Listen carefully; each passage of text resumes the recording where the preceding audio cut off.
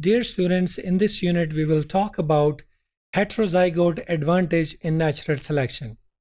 Now, as you are aware that a certain member of a population has two sets of alleles which he gets from his parents, from the father and mother. Now, sometimes this can be a homozygous trait. The same trait is transferred from both parents, but the most of the time, two different alleles of the same traits are transferred from the parents to an individual. Now, normally in the natural selection, it keeps harmful alleles from becoming popular. It keeps it check, or either it tries to reduce it or eliminate it from a certain population.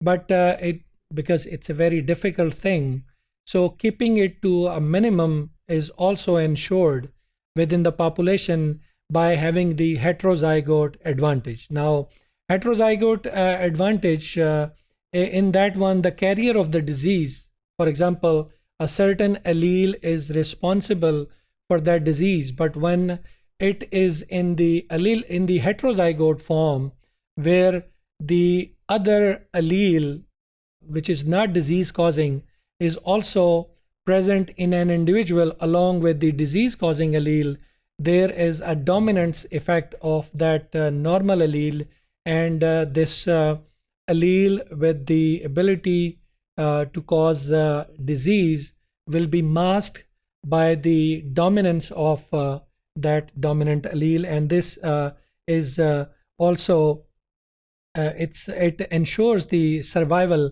of the people with having the heterozygous form of the allele, having the dangerous allele, but because it is in heterozygous form, it saves that individual from having that disease.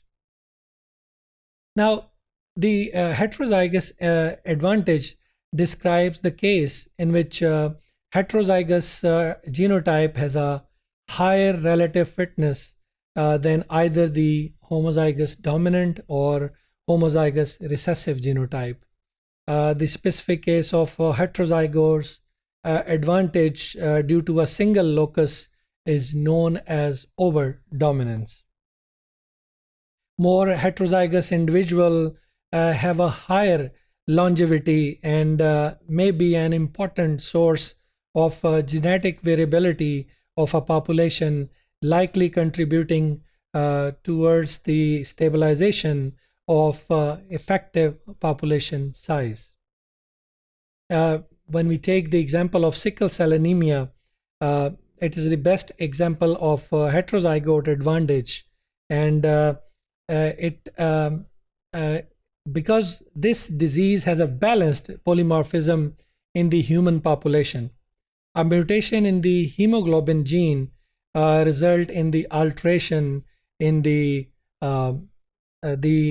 structure of red blood cells, and the genotype with the small s, or the lethal gene containing allele, when they are in homozygous form, that can result into this lethal disease, and the individual with these homozygous recessive form usually die of anemia due to characteristic sickling of red blood cells.